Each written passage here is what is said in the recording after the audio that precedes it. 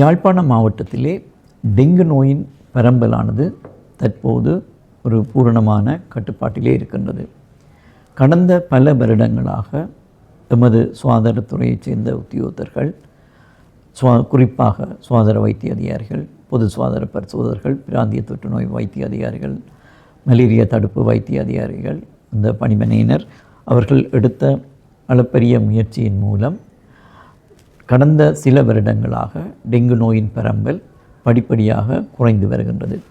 கடந்த வருடம் யாழ்ப்பாண மாவட்டத்திலே 1592 பேர் டெங்கு நோயுடன் இனங்காணப்பட்டிருந்தார்கள். ஆனால் கடந்த வருடம் டெங்கு நோயினால் யாழ்ப்பாண மாவட்டத்திலே எந்த ஒரு உயிரிழப்பும் ஏற்படவில்லை. இந்த வருடம் இதுவரையான காலப்பகுதியிலே, இன்று வரையான காலப்பகுதியிலே யாழ்ப்பாண மாவட்டத்திலே 505 பேர் டெங்கு நோயுடன் இனங்காணப்பட்டிருக்கின்றார்கள். இதிலே ஜனவரி மாதத்திலே 184 நோயாளர்களும், பிப்ரவரி மாதத்திலே 128 நோயாளர்களும், மார்ச் மாதத்திலே 95 நோயாளர்களும், ஏப்ரல் மாதத்திலே 98 நோயாளர்களும் இனங்காணப்பட்டிருக்கின்றார்கள். இந்த வருடமும் இதுவரையான காலப்பகுதியிலே டெங்கு நோயினால் எந்த ஒரு இறப்பும் யாழ்ப்பாண மாவட்டத்திலே பதிவு செய்யப்படவில்லை. எனினும் இந்த டெங்கு நோயை இப்போது தென்மேற்கு பருவ பயிற்சி மழை ஆரம்பித்திருக்கின்றது. எனவே எங்களுடைய பிரதேசங்களிலும் தொடர்ந்து மழை வீழ்ச்சி ஏற்படக்கூடிய வாய்ப்பு இருக்கின்றது.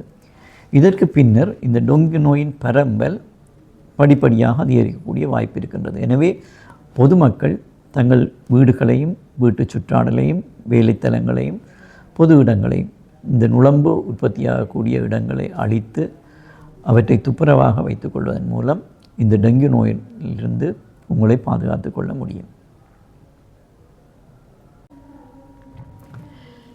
இலங்கையில் மலேரியா நோயானது தற்போது பூரணமாக கட்டுப்படுத்தப்பட்ட நிலையிலே இருக்கின்றது. இலங்கையிலே கடைசியாக 2012ஆம் ஆண்டு தான் உள்ளூரிலே தொற்றுக்குள்ளாகின்ற மலேரியா நோயாளி இனங்காணப்பட்டிருந்தார். இலங்கையிலே மலேரியா நோய் ஒரு காலத்திலே 40ஆம் 50ஆம் ஆண்டு 60ஆம் ஆண்டு காலப்பகுதிகளிலே மலேரியா நோயின் தாக்கம் மிக அதிகமாக இருந்தது. லட்சக்கணக்கான மக்கள் மலேரியா நோயினாலே பாதிக்கப்பட்டிருந்தார்கள். ஏராளமான நூற்றுக்கணக்கான உயிரிழப்புகள் ஏற்பட்டிருந்தன. ஆனால் தற்போது அந்த மலேரியா நோய் நமது நாட்டிலே பூரணமான ஒரு கட்டுப்பாட்டுக்குள்ளே கொண்டு வரப்பட்டிருக்கின்றது.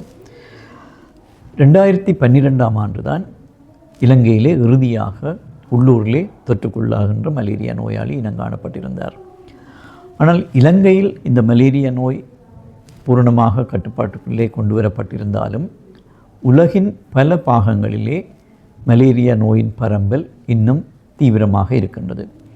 குறிப்பாக ஆப்பிரிக்க நாடுகளிலே, தெற்காசிய நாடுகளிலே, தென்கிழக்காசிய நாடுகள், லத்தீன் அமெரிக்க நாடுகளிலே மலேரியா நோயின் பரம்பல் இன்னமும் தீவிரமாக இருக்கின்றது. இந்த நாடுகளுக்கு சென்று திரும்புகின்ற மக்கள் மூலம் மலேரியா நோய் எமது நாட்டிலும் இனங்காணப்படுகின்றது.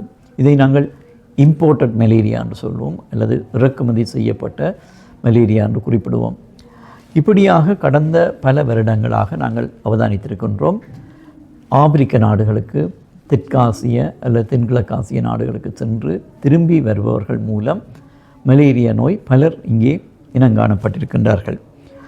அந்த அடிப்படையிலே கடந்த வருடம் 2025ஆம் ஆண்டு இலங்கை முழுவதும் 42 பேர் வெளிநாடுகளுக்கு, இந்த மலேரியா பரம்பல் அதிகமாக உள்ள நாடுகளுக்கு சென்று திரும்பிய பின்னர் மலேரியா நோயோடு இனங்காணப்பட்டிருந்தார்கள்.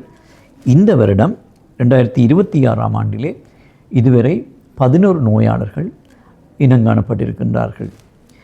கடந்த வருடம் 2025ஆம் ஆண்டிலே யாழ்ப்பாண மாவட்டத்திலே 5 நோயாளர்கள் மலேரியா நோயுடன் இனங்காணப்பட்டிருந்தார்கள் வெளிநாடுகளுக்கு சென்று திரும்பிய பின்னர்.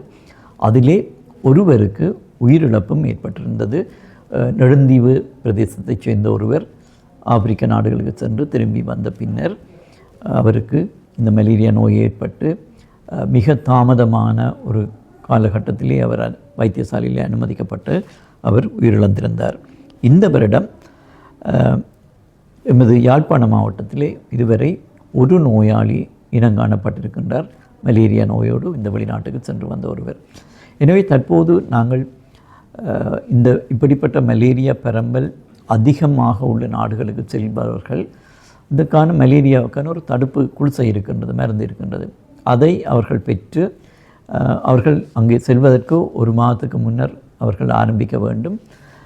பின்னர் அங்கு சென்று அங்கே தங்கியிருக்கின்ற காலப்பகுதியிலே அவர்கள் அதை பாவித்து பின்னர் இங்கே திரும்பி வந்த பின்னரும் ஒரு மாதத்துக்கு அதை தொடர்ந்து பாவிக்க வேண்டும். இந்த தடுப்பு மருந்தை எங்களுடைய மலேரியா தடுப்பு பணிமனையிலும் சுகாதார வைத்திய அதிகாரி பணிமனைகளிலும் நீங்கள் பெற்றுக்கொள்ளலாம். எனவே இந்த தடுப்பு மருந்தை நீங்கள் பாவிப்பதன் மூலம் உங்களுக்கு மலேரியா வராது, நீங்கள் உங்களை பாதுகாத்துக் கொள்ளலாம்.